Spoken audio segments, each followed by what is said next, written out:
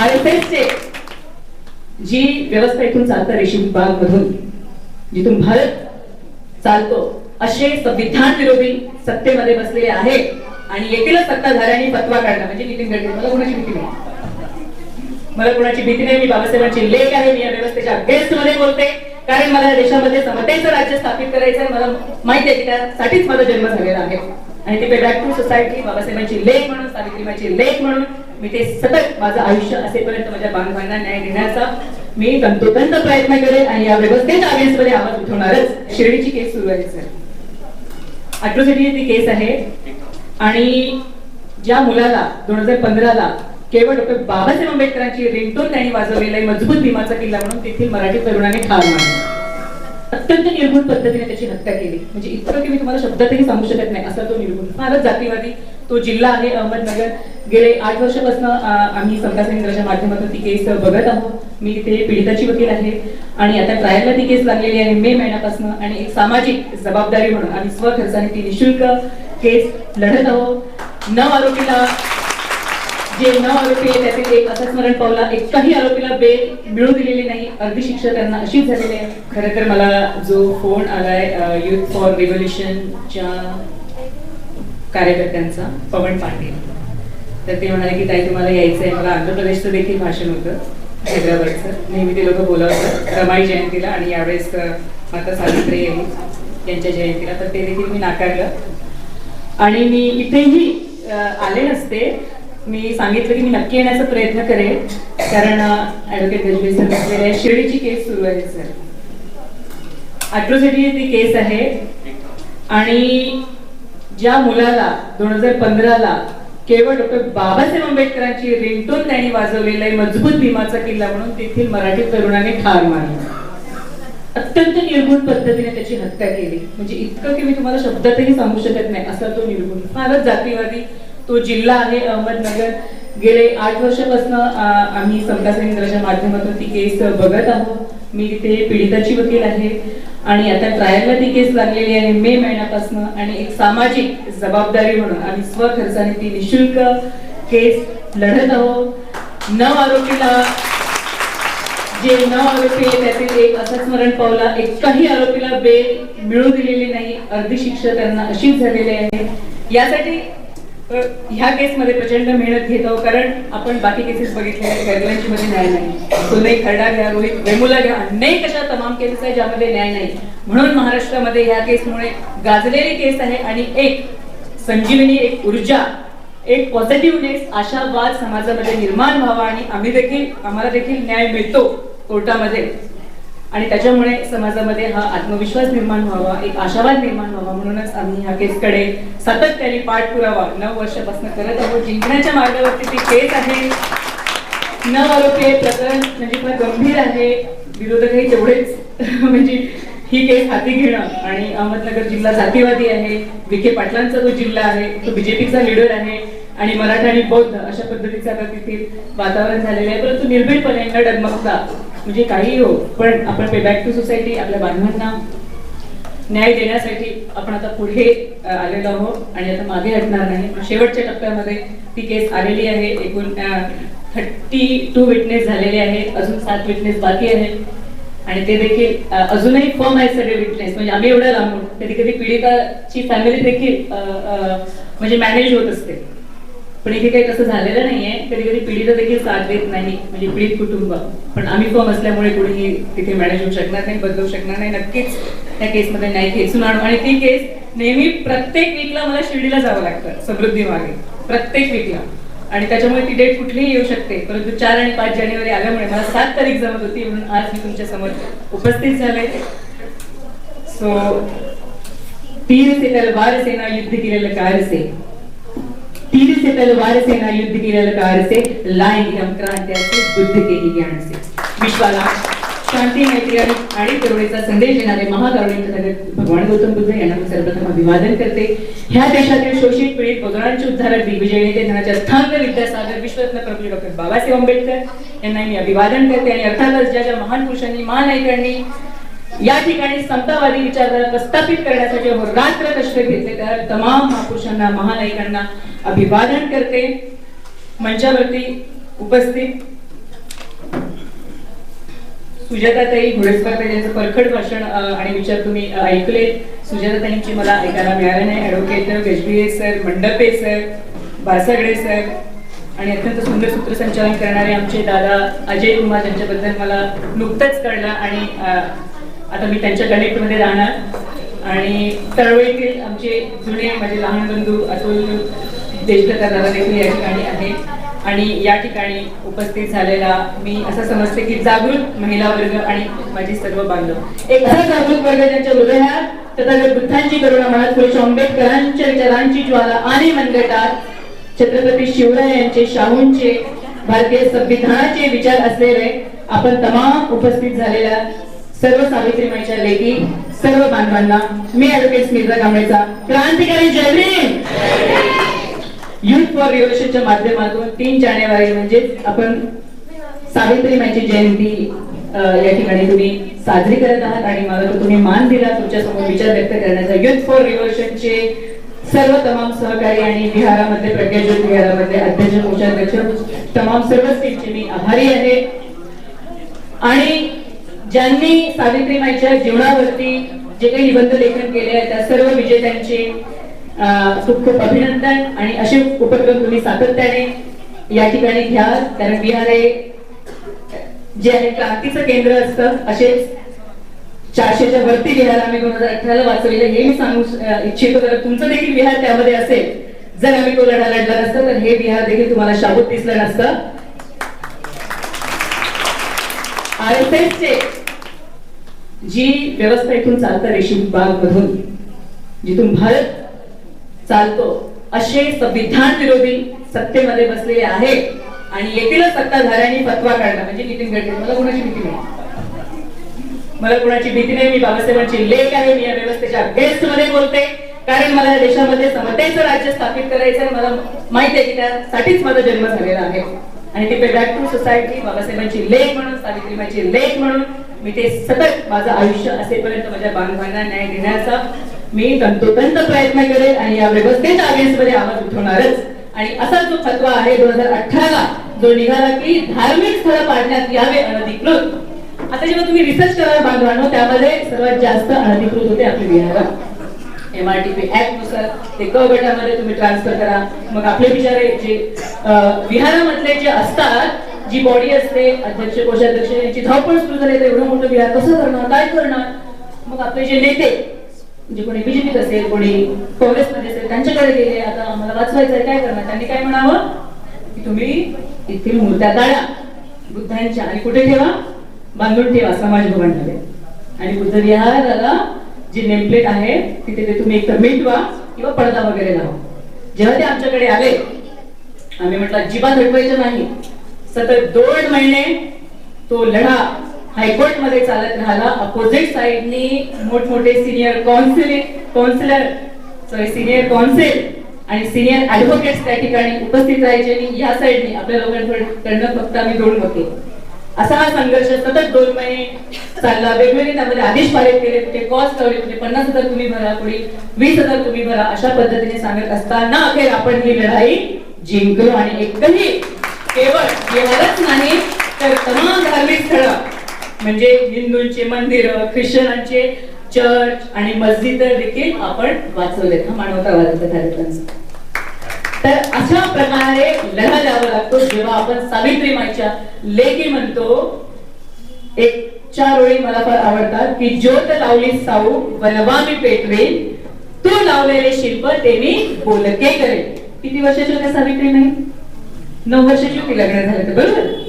1840ला 1831ला जन्म झाला. महात्मा ज्योतिबा फुलेंचं जेवढं योगदान आहे तेवढंच त्यांची बहीण सगुणा, त्यांचं देखील सावित्रीमाईला पुढे नेण्यात योगदान आहे. तिला देखील आपल्याला विसरता येणार नाही. आणि आपल्या पत्नीला देखील ज्योतिबाने शिकविलं. तेव्हा देशातील पहिली शिक्षिका सावित्रीबाई बनली धडाधड. तो काळ कसा होता? आजच्या सारख्या रील्स बनवण्याचा, इन्स्टाचा इतका मॉडर्न आणि एवढे आपण भारतीय संविधानामुळे स्त्री उभी आहे, अनेक सभा संमेलने गाजवत आहे, स्वतंत्र सुटकेचा निश्वास आणि श्वास आपण घेतो. असा तो काळ होता का इतिहासामध्ये? थोडासा होता का असा काळ? 17 वर्षाची होती सावित्रीबाई, 16 वर्षाची. किती शाळा काढल्या तिने? धडाधड 1 2 3 4 17 शाळा काढते ती 16 वर्षाची असताना. मग तुम्ही आम्ही विचार करा आमच्या या मुली कोणत्या वयात आहेत आणि आमची जबाबदारी काय आहे. अंतर्मुख आणि चिंतन करण्यासारखा विषय. खरंच आम्ही सावित्रीमाईच्या लेखी आहोतच. आम्हाला प्राऊड आहे त्यावरती. सर्वात बिगेस्ट क्वालिफिकेशन कोणीही किती उच्चस्त पदावरती का असेल, आम्ही ऍडव्होकेट आहे, कोणी इंजिनियर असेल, कोणी वकील असेल, कोणी आय एस अधिकारी असेल, पण सर्वात बिगेस्ट क्वालिफिकेशन आमचं कुठलं आहे? माता सावित्रीमाई डॉक्टर बाबासाहेब आंबेडकर आमचं सर्वात बिगेस्ट क्वालिफिकेशन आहे. त्याच्यानंतर आमचे क्वालिफिकेशन दुसरे शैक्षणिक सुरू होतात. कशी लढली असेल? एकटी लढली मनुवादाच्या अगेन्स्ट मध्ये 1848 बेडेवाड्यामध्ये शिक्षणाचा झेंडा फडकवणारी आमची सावित्रीमाई खरी स्त्रियांची उद्गाती युगस्त्री ती सावित्रीमाई ठरते. किती अमाप त्रास सहन झाला असेल तिला, कितीतरी त्रास मनुवाद्यांचा काळ. म्हणजे आपण जर आठवलं ना तर कल्पना देखील आपण करू शकत नाही असा तो काळ. सावित्रीबाईंनी उंबरठा ओलांडला नसतं तर आपण उंबरठ्याच्या बाहेर आलो असतो का? 50 वर्ष सतत तिने हे क्रांतीचं चक्र गतिमान केलं. ह्या सतत क्रांतीच्या चक्राला गतिमान करण्यासाठी ती झिजत राहिली, लढत राहिली. तुम्हाला आम्हाला शिकता यावं, सुखाचे दिवस आपल्याला बघायला मिळावे म्हणून. किती त्या माऊलीने दुःख अपमान सहन केला असेल. शेणगोटे मारत होते ना तिच्यावरती. आज आमच्या मुलींच्या अंगावरती शेणगोटे तुम्ही घेतात का बेटा? तुमच्या अंगावरती कोणी शेणगोटे टाकतंय का? कोणाची हिंमत होते? संविधानिक युगात आपण राहतो. हे सर्व श्रेय जातं क्रांतिमा सावित्रीमाईला. तिच्या धडाधड तिने आपलं शैक्षणिक कार्य सतत सावित्रीमाई करते. ही आपलं शैक्षणिक कार्य थांबवतच नाही आणि म्हणून तिचं शैक्षणिक कार्य थांबवण्यासाठी ही मनुवादी व्यवस्था सतत प्रयासरत असून एकावर एक षडयंत्र आखत होत. आता घोडेसर ताई तुम्हाला सांगितलं की मुलींनी शाळेत जाऊ नये. जर गेलं तर त्यांच्या नवऱ्यांच्या ताटामध्ये अन्नाच्या अळ्या होतात, ते पोटात जातात, त्यांचे नवरे मरतात. अंधश्रद्धा बघा अशा पसरवण्यात यायच्या. तरी पण सावित्रीबाई तिचं कार्य थांबवलं ना. तिच्यावरती शेण गोटे अतिप्रसंग सुद्धा करण्याचा प्रयत्न करताय, थांबवलं का? ज्योतिबा काय म्हणायचे? सावित्री तुला किती सहन करावं लागतं माझ्यामुळे. तू शेण गोटे खातेस पण मग उपाय बघा, उपाय. तुमची बुद्धी चालवा, विजनरी तुम्ही बना. उपाय कसे शोधून काढायची? काय म्हणायची सावित्रीबाई? अहो काय हरकत नाही, एक दुसरं पातळ मी सोबत नेते ना. म्हणजे चिखलाने मागलेलं पातळ ती शाळेत जायची, तिथे बदलवायची, दुसरं पातळ ती परिधान करायची. पण जे शैक्षणिक कार्य आहे ते थांबवलं का? नाही. तुम्ही असतं थांबवलं असतं का? थांबवलं असतं निश्चित, बरोबर. हट बाबा, हे लोक बारोबर माझ्या मार्गावर येतात म्हणजे घाबरून तुम्ही गेला असता. आपली सावित्रीबाई ती किती निर्भीड होती. ती घाबरली का? डरणे का? बिलकुल नाही. अन्याय अत्याचार सहन करायचा नाही. त्याच्यामधलं रेमेडी काय आहे हे आपण शोधून काढून चिकित्सक बुद्धी वापरायची सावित्रीबाई सारखी. आता बघा तुम्ही, आपण सेफ आहोत महाराष्ट्रात. राजस्थान, छत्तीसगड, बाकी ठिकाणी बघा युपी, किती महिलांवरती अन्याय अत्याचार होते. मला खूप वर्षापूर्वी लिबर्टी क्लासमध्ये विमेन एम्पॉवरमेंटचा प्रोग्राम दिला होता की नाही, 4 तासाचा वर्कशॉप, 4 तास बोलले मी त्याच्यावरती. म्हणजे बघा अतिप्रसंग झाल्यानंतर एखादी मुलाने असा एकदम आडवा आला, म्हणजे पुस्तिक मानसिकतेने, विकृत मानसिकतेने ग्रासलेला, तर आपल्याला लगेच असं वाटतं अरे बापरे आता मी काय करणार. आपण घाबरून जातो की नाही? सावित्रीबाई घाबरली का? सावित्रीबाई अजून देखील तिचं काम थांबवत नाही. आम्ही एवढा अंधश्रद्धा पसरविल्या, सावित्रीबाईचा अपमान केला, तिच्या कॅरेक्टरचं हनन केलं, शेण गोटे चिखल मागलं, तरी सुद्धा ज्योतिबाची सावित्री तिचं कार्य थांबत नाही. म्हणून एका इस्माला पाठवते, रे जा आणि अतिप्रसंग कर सावित्रीबाईवरती. तो इसम तिचा पाठलाग करतो. सावित्री तिथेच थांबते. याची जागृती म्हणजे बघा मुलींनी जन्मापासून आपण एम्पावर कसं बनायचं हे उत्तम उदाहरण म्हणजे सावित्रीबाईचं आहे. तुम्ही महिलांनी देखील आपल्या लहान मुलांना जन्मापासूनच कसं सक्षम बनवायचं, एम्पावर बनवायचं, एज्युकेशनली, पॉलिटिकली, फायनान्शियली, सोशली, हे आपण तिच्याकडून शिकलं पाहिजे. तो व्यक्ती तिच्या पाठीमागे काहीतरी त्याच्या डोक्यात असते की आता सावित्रीबाईच्या अंगावरती हात टाकायचा, तिचं मोलेस्ट्रेशन करायचं. सावित्रीबाई तिथेच थांबते. चालताना, बोलताना, जागृत होऊन चालायची, वेगाने चालायची ती. आणि मागे कोण आहे, पुढे तो काळ कसा होता, काय होणार आहे पुढे, अशी जागृत चालायची. आणि जसा तो तिथे इसम आला, ते रौद्र रूप सावित्रीबाईंचं बघून तो स्वतः घाबरला. ते लाल गुंदर डोळे आणि चक्क त्याच्या गालावरती तिने धाडकन ठेवली. तिचं ते रौद्र रूप बघून तो तसाच मागात फिरतच होता. सावित्रीबाई त्याला थांबविते, त्याला समजते, ते त्याचं मार्गदर्शन करते की का रे बाबा, तुझ्या घरी आई बहिणी नाही आहेत का, तू देखील एका स्त्रीच्या पोटातूनच जन्म घेतलाय, असं म्हणून त्याचं देखील प्रबोधन करते. आणि तो तिला हात जोडून माघार घेतो. म्हणजे ही ताकद सावित्रीबाईंमध्ये होती. ती डगमगली का, आणि अत्याचार सहन करणारी आपली सावित्रीबाई होती का, केवढी निर्भीड, तरी सुद्धा सावित्रीबाई आपलं कार्य थांबवत नाही. मग काय झालं की ज्या मुली तिच्या शाळेत जायच्या, मग मुला आणि मुलींची एकत्र शाळा भरायला लागली. पुन्हा या व्यवस्थेने डोकं वर काढलं समाजकंटकांनी, अरे मुली बिघडतील, मुलं आणि मुलींना एकत्र बसवलं तर. आणखी कुठली युक्ती करते सावित्रीबाई, अच्छा असं आहे का, तर मग चला मुलांची वेगळी शाळा आणि मुलींची वेगळी शाळा काढूया. पण थांबवलं का कार्य, अजिबात नाही. आणि अशी तशी विद्यार्थी नाही घडवायची, ती असल्या पॉवरफुल विद्यार्थ्यांनी घडवायची. मुक्ता साळवे, फातिमा शेख, मुस्लिम कम्युनिटी मधली पहिली स्त्री शिक्षिका आहे फातिमा शेख, जी सावित्रीबाईंची स्टुडंट होती. मुक्ता साळवे तुमची एवढी असेल 12 वर्षाची, कशी रिव्होल्युशनरी एसेल येते ती माहित आहे. ह्या सिस्टीमला ती क्वेश्चन करते की सांगा, ह्या वर्ण व्यवस्थेमध्ये आमच्या महिलांचं स्थान कुठे आहे. एवढा मोठा प्रश्न झाला तो त्यावेळेचा. साधारण विद्यार्थी घडवणारी होती का ती. आणि तेवढी जेवढी निर्भीड, जसं तिने मजबूतीने क्रांतिकारी शैक्षणिक कार्य हाती घेतलं, तशीच तेवढीच ती दयाळू आणि कणवाळू देखील आपली सावित्रीबाई होती. यशवंत कुणाचा मुलगा आहे, काशीबाईचा, बरोबर. त्यावेळेस लग्नाचं वय अत्यंत तरुण मुली राहायच्या, म्हणजे बाल विवाह ती प्रथा होती. आणि वयाच्या 10व्या 12व्या वर्षी त्या मुली विधवा व्हायच्या. नवऱ्याचं वय किती राहतं, 70, 75. म्हणजे विचार करा, चुकून जर तिचं पाऊल काही चुकून पडलं आणि ती जर प्रेग्नेंट झाली, ती बाळंतीण झाली, ती गरोदर राहिली, तर समाज विचार करा त्यावेळेचा. आजचाही समाज काय एवढा पुढारला आहे का. एखादी कुवारी जर माता बनली तर कसं गॉसिप सुरू होतं, तिच्या अगेन्स्ट मध्ये कोण, अरे ती चांगली नाहीये, तिचं चरित्र चांगलं नाही, ती कुवारी माता बनली. तुम्ही विचार करा, 200 वर्षापूर्वी माता सावित्री केवढी प्रगल्भ होती.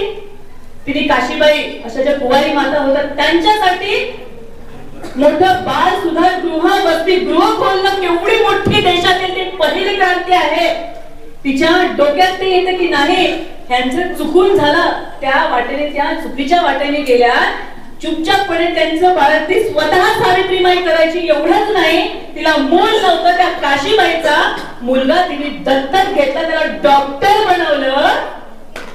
समाजाची सेवा करण्यासाठी, स्वतःच्या फॅमिलीचा उद्धार करण्यासाठी डॉक्टर बनवलं का नाही. तुम्ही इतिहास वाचा, तुम्हाला कळेल. जेव्हा प्लेगची साथ आली तेव्हा त्याला बोलावून घेतलं, बाहेरच्या शहरातून यशवंताला बोलावून घेतलं आणि म्हणाला, यांच्यासाठी आपल्याला मानव कल्याणाचं काम करायचं आहे. प्लेगची साथ आली, डॉक्टर्स मिळत नव्हते, तुला यांच्यासाठी, यांच्या उपचारासाठी ह्या दीनदुबळ्या जनतेला वाचवायचं आहे, आजाराने ग्रस्त आहे. जिथे कोणी जात नव्हतं तिथे सावित्रीबाई जात होते.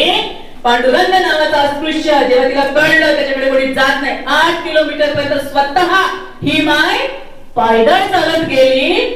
आणि त्याला हात लावायला कोणी तयार नव्हते. आपल्या मुलाकडे, ज्याला डॉक्टर तिने बोलवलं, म्हणजे किती प्रगल्भ आणि नवविचाराची, आधुनिक विचाराची आमची ही सावित्रीबाई होती. त्याचं लग्न जेव्हा ठरलं यशवंताचं, तेव्हा ज्या मुलीशी लग्न तो करणार होता तिला आधी तिने घरी आणलं. दोघांचे विचार पटतात की नाही त्या आधी तिने एकमेकांना बोलण्याची मुभा दिली त्या काळामध्ये. आज तर आपण ह्या पण काळामध्ये आता कुठे थोडस आलेलं आहे, पण आपण जरा कचावतो की नाही. आपण काळामध्ये मुलगा मुलगी लग्नाच्या आधी कशाला बोलायचं, लग्न ठरल्यानंतरच बोलायचं. पण लग्नाच्या आधी आधी तुमचं मग जुळतं की नाही ते बघा, नंतरच तुमचा विवाह होईल. केवढी विचारशैली आणि प्रगल्भता सावित्रीबाईची 200 वर्षापूर्वी होती. म्हणजे तुम्हाला लक्षात येईल काय सावित्रीबाईचं बुद्धी कौशल्य आणि विजनरी ती आपली माय होती. तिच्या आधी जर स्वतःला लेकी म्हणत आहोत तर आपण केवढं जबाबदार राहायला हवं. म्हणजे जवळपास 50 वर्षाच्या काळामध्ये तिने ही सर्व आहे क्रांती जी आहे त्या क्रांतीच्या सर्व घडामोडी जे आहे सत्यशोधक समाजाची धुरा सांभाळण्यापासून तर एका स्त्रीने अग्नी द्यायला स्वतः ज्योतिबांच्या पार्थिवाला अग्नी तिने दिला, पण तिने आपलं शैक्षणिक कार्य कदापि थांबू दिलं नाही. सगळी व्यवस्था एकीकडे, एकटी सावित्रीबाई एकीकडे लढत होती. ज्योतिबा शेवटी ही कार्य आपले थांबतच नाही, शेवटी तंग आले सगळे. हे मनुवादी व्यवस्थेतील समाजकंटक पिलावळ जे आहे ते त्यांनी हात टेकले सावित्री पुढे आणि शेवटी म्हणाले की अहो ज्योतिबा, आम्ही अखेरचं तुम्हाला सांगते. एक दीक्षित नावाचा ब्राह्मण तो म्हणाला की ज्योतिबा बघा, तुमच्या सावित्रीला शेवटचं आम्ही सांगतो, तुम्ही ठणकावून सांगा की जर काही शूद्र स्त्रिया शिकल्या नाही तर काही तुमचं काही किंवा यांचं काही नुकसान होणार नाही. त्याच्यामुळे तुम्ही गुमानी गप बसा, तुमच्या सावित्रीलाही गप बसवा. याच्यावर फुले दाम्पत्याने सावित्रीबाईंनी काय उत्तर दिलं असेल की अहो दीक्षित, जर ह्या मुली स्त्रिया आणि शूद्र शिकले तर काही ब्राह्मण मरणार नाही, उलट हा देश जिवंत होईल. आणि तुमच्यासारखे जे काही थोतांड धर्मग्रंथ आहे जे तुम्ही हजारो वर्षापासून आम्हावरती लागत आलेले आहात, हे धर्मग्रंथ जाणणारा एक दिवस महामानव या पृथ्वी तलावरती जन्म घेईल आणि त्यांचे शब्द सत्य ठरले. बाबासाहेब आंबेडकर नामक महापुरुषांनी जन्म घेतला आणि 25 डिसेंबर 1927 डॉक्टर बाबासाहेब आंबेडकरांनी ब्राह्मण गुरुजी सहस्त्रबुद्धी त्याचे ब्राह्मण सहकारिकांच्या हस्ते मनुस्मृतीचं दहन केलं. बांधवांनो, शेवटचे 5 मिनिट बोलायला सांगते, वेळ बराच झाला. अशी असते ही क्रांती. म्हणजे बघा, सामाजिक जी प्रक्रिया असते त्याचा पाया कुठे रचला?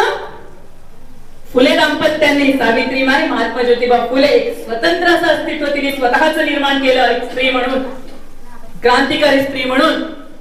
तर त्यांनी सामाजिक रचनेचा पाया रचला. शिक्षणाचा कार्य हाती घेऊन शिक्षणामध्ये परिवर्तनवादी क्रांती करून आणि भारतीय संविधानाच्या माध्यमातून त्या पायावरती कळस रचनाचं कार्य कोणी केलं? डॉक्टर बाबासाहेब आंबेडकरांनी. सती जावं लागत होतं की नाही? स्वयंपाक करताना साधा आपल्याला अग्नीचा चटका लागला तर जीव कसा होतो? किती तळमळतो. म्हणजे तिचा नवरा मरतो म्हणून तिने सती जायला पाहिजे, तिला जिवंत राहण्याचा अधिकार नाही. अग्नीमध्ये तिला ढकलण्यात यायचं, तिचा आक्रोश समाजाला ऐकायला जाऊ नये म्हणून तिच्यावरती धारदार शस्त्र भोसडण्यात यायची आहे तिच्या अंगावरती की जा तू या अग्नीमध्ये जीव दे, तू त्या सरणावरती उडी दे. किती भयानक तो काळ. भारतीय संविधानाच्या माध्यमातून क्रांती आली. राईट टू लिव्ह, जगण्याचा अधिकार, right to liberty, right to education under article 40, 50, right to religion. आता जावं लागतं का सती? जगण्याचा अधिकार आहे आपल्याला. मध्यंतरी राजस्थानमध्ये 2004 ची घटना आहे. एका स्त्रीला बाध्य केलं होतं सती जाण्यासाठी, फक्त बाध्य, अख्खच्या अख्खं जेलमध्ये टाकण्यात आलं. सेक्शन 3, 4, 5 नुसार पनिशमेंट आहे. स्पेशल कोर्ट मध्ये त्याची सुनावणी होते. 3 इयर्स अप टू 10 इयर्स पर्यंत त्याची शिक्षा आहे. केवळ सती जाण्यासाठी बाध्य केलं तर. हे आहे परिवर्तन. शेवटचे 2 मिनिट बोले वर्तमान स्थितीवरती आणि माझे विचार संपवेल. बांधवांनो, आपण फार आता पराभूत अवस्थेत आलेलो आहोत, हे तुम्हाला मान्य करावं लागेल. घोडेस्वार ताईंनी जे सांगितलं, आजची शैक्षणिक परिस्थिती, हे जे काही आलेले आहे ना, ते नवी शिक्षा जी नीती आहे, जे संविधान विरोधी या सत्तेमध्ये बसलेले आहे, त्यांचं हे सगळं आहे. आणि आपण विचार करायचा, आजच्या आपण पराभूत स्थितीमध्ये आपण खूप बोलतो, पण आता आपल्याला खऱ्या अर्थाने ऍक्शन प्लॅन, ऍक्शन घेण्याची आणि ती ब्लूप्रिंट आपल्या जवळ असण्याची फार गरज आहे. कारण 2024 नंतर पुन्हा या भारत देशामध्ये लोकशाही नांदेल की नाही, हा अवघड प्रश्न आहे. तुम्हा आम्हाला सगळेच जागृत आहे, सगळेच अभ्यासक आहे, मंचावर असणारे अभ्यासक आहे, सगळ्यांना चित्र माहित आहे पुढे काय आहे, आपल्या हाती काय आहे. संसाधन नसताना हजारो वर्षापासूनची गुलामगिरी असताना मी अजिबात स्वतःवरती थोपवून घेणार नाही. आम्हाला स्वाभिमानाचं जीवन हवं. म्हणून भीमा कोरेगाव भेटला की नाही, 1818 ची लढाई, शूरवीरांचे आपण वारसदार म्हणतो की नाही. हम लोग कहानी के हकदार नहीं, तो हम कौन से वारसदार हैं? हम इतिहास के, हम शूरवीरों के संताने उनके हम वारसदार है, हम कहाणी के हकदार नाही. हजारो वर्षापासून आलेले गुलामगिरी युद्ध खेळल्यानंतर काही मोठे किल्ले मिळणार होते का आमच्या 500 शूरवीरांना, महारांना? तेव्हाचे आपण महार, काय वाईट वाटून घ्यायचं, तेव्हाचे महार होतो महार. आजचे बौद्ध. अनेक जण म्हणतात तर मोठमोठे लेख येतात व्हॉट्सअपवर, आता महार शब्द बरा वाटत नाही, बौद्ध पण होतो ना महार. इतिहास विसरता कामा नये. बाबासाहेब म्हणतात जे इतिहास विसरतात ते इतिहास घडवू शकणार नाही. आणि म्हणून 1818चं भीमा कोरेगावचं युद्ध झालं. थंडी, कडाक्याची थंडी असताना तुम्ही एवढ्या लवकर थकले का इथे बसून 2 तासातच? सावित्रीबाई तर 50 वर्ष काम केलं, सतत दिवस रात्र उंबरठा ओलांडून. तुम्हाला देखील दिवस रात्र डोळ्यामध्ये अंजन घालून या व्यवस्थेचे मनसुबे ओळखून, आव्हानं ओळखून ते कसे हालून पाडायचे याच्या उपाययोजना आपल्याकडे असायला पाहिजे. आपल्या अहंकाराला काही अर्थ नाहीये. आता वर्तमान कालीन परिस्थिती अत्यंत गंभीर आहे. मी हायकोर्टला प्रॅक्टिस करते, मला माहिती आहे कसे कसे जजेस तिथे बसलेले आहेत. ज्युडिशरी कोणी, ज्युडिशरी मध्ये कुणाची सत्ता आहे आणि सत्तेमध्ये तर संविधान विरोधी बसलेलेच आहे. ज्या पद्धतीने अपोजिशन पार्टी संपवत आहे तिथे संसदेमध्ये उपस्थित नसताना देखील त्या सांसदला बडतर्फ करण्यात येतं. म्हणजे हम बोले सो कायदा. जुन्या वेळेस हजारो वर्षाचा पूर्वीचा इतिहास घेतला तर जाचक रूढी परंपरा आपल्या आपल्यावरती लादण्यात आल्या ना. आणि आताही तसंच संविधान युगामध्ये मेजॉरिटी करून, बिल पास करून कायदा बनवण्यासाठी सर्रास हे लोक सुटलेले, यांना काहीच भीती राहिलेली नाही. हुकुमशाही सर्रास रोज नांदत आहे आणि फार भयानक चित्र आहे. आणि म्हणून आपण खऱ्या अर्थाने जर आपल्याला अभिवादन करायचं असेल डॉक्टर बाबासाहेब आंबेडकरांना म्हणतात सावित्री आहे ना, डॉक्टर बाबासाहेब आंबेडकर म्हणतात साथियों, मेरे प्रतिमा के बजाय, मेरे तस्वीर के बजाय मेरे विचारों पे चलो, क्योंकि ये लड़ाई सिर्फ और सिर्फ अपने मेरे विचारों की है. जब तक संविधान है साथियों समझ लें तब तक मैं जिंदा हूँ. मग विचार करायचा सावित्रीबाई कशी लढली. आजच्या तुम्ही सावित्री आहे, तिने एनआरसीसीचा मुद्दा ती कशी घेणार. ईव्हीएम सरकार आहे, ईव्हीएमला बॅन करायचं असेल, सावित्रीबाई त्यावेळी असती तर ईव्हीएमचा लढा कसा लढला असता. मग तुम्ही आम्ही का लढू शकत नाही. फक्त 3 पॉइंट अर्ध्या मिनिट मध्ये मांडते. 1818 500 शूरवीरांनी कसं कचाकच कापलं 56 लोकांना. म्हणजे विचार करण्यासारखी, डोक्याच्या बाहेरची, कल्पनेच्या बाहेरची ती लढाई होती. 27,000 लोक कुठे, आपले 500 लोक कुठे, इतिहासात सांगणार नाही. फार रोमांचक आणि प्रेरणा देणारा हा इतिहास आहे. परंतु इतिहासामध्ये आपल्याला रममाणून चालणार आहे का की त्या इतिहासापासून प्रेरणा घ्यायची. 500 लोक कसे लढले, उपाशी तापाशी, कसं कचाकच राग होता हजारो वर्षापासूनचा. तुम्ही बांधताय ना मडकं, आम्हाला मडकं आणि झाडू आमचा विटाळ होतो ना तुम्हाला. पुढका आला होता आपल्या लोकांना ब्रिटिशांसोबत जायचं, ते किल्ले मिळणार होते, युद्ध लढल्याचं नाही. स्वाभिमानाची लढाई होती. सकाळी संध्याकाळपर्यंत ती लढाई चालली आणि जिंकलो देखील. विजयश्री खेचून आणली. त्या 500 शूरवीरांचे आपण संतान आहोत. बाबासाहेब म्हणतात जा तिथे भीमा कोरेगावला बघा, भेड बकरी के औलाद नाही, तुम्ही शूरवीरांचे वारस आहात. भीमा कोरेगावला जा, तिथे वंदन करा. साधारण करताय का तुमच्यात आणि आमच्यात नाही. आणि त्याच्यानंतर कोणी क्रांती केली? सावित्रीबाईंनी, महात्मा ज्योतिबा फुलेंनी. शिक्षणाचा अधिकार नव्हता, तमाम स्त्रियांना, शूद्रांना शिक्षणाचा अधिकार मिळाला ते फुले दाम्पत्याने. आणि त्याच्यानंतर कोणी क्रांती केली? भारतीय संविधानाच्या माध्यमातून डॉक्टर बाबासाहेब आंबेडकरांनी. हे 3 पॉइंट अत्यंत महत्वपूर्ण. आणि आता ह्या वेळेला आपल्याला ही क्रांती घडवायची आहे बांधवांनो. येथील जे मनुवादी अप्रत्यक्षपणे सत्तेमध्ये बसलेल्या ईव्हीएमच्या माध्यमातून यांना ह्या सेटल सरकारला अनसेटल कसं करायचं हे फार मोठं आव्हान आपल्या पुढे आहे. आणि आपण ते आव्हान पेलायला समर्थ आहोत. जे होईल ते होईल, पण लढे तो थे असा ते इतिहास कोरला जाईल. मुवमेंट काही अशीच होत नाही. मुवमेंट तो कुर्बानी मागती है. अनेक जण म्हणतात चळवळीत काम करतो, असंच नाही. आपल्या महापुरुषांनी कसं काम केलंय आपण त्यांना अभिवादन करतो. 25 डिसेंबर झाला मनुस्मृती दहन दिन. त्याच्यानंतर 1 तारखेला भीमा कोरेगावला 500 शूरवीरांना आपण मानवंदना देऊन आलो. 3 जानेवारीला सावित्रीबाईंची जयंती आपण साजरी केली. 5 तारखेला बौद्ध धम्माचे गाडे अभ्यासक आनंद कौशल्यान यांची जयंती. 6 तारखेला जय भीमचे जनक बाबू हरदास या सर्वांना आपण अभिवादन केलं. महापुरुषांना अभिवादन करून, शूरवीरांना अभिवादन करून इतिहासामध्ये रममाण होता त्यांच्यापासून प्रेरणा घेऊन जर आजची परिस्थिती आपल्या बांधवांचीच नाही त्या देशाला सुरक्षित ठेवण्याचे, भारतीय संविधानाला सुरक्षित ठेवण्याचे, या ठिकाणी लोकशाहीला सुरक्षित ठेवण्याचे प्रावधान आपण आखले पाहिजे आणि त्या मार्गाने आगेकूच जर करू तर मला असं वाटते खरं ऍक्शन स्वरूपामध्ये ह्या महापुरुषांना, महानायकांना अभिवादन ठरेल. एवढंच बोलते. Long live our Indian constitution and long live our Savitribai thoughts. Thank you. Jai Hind.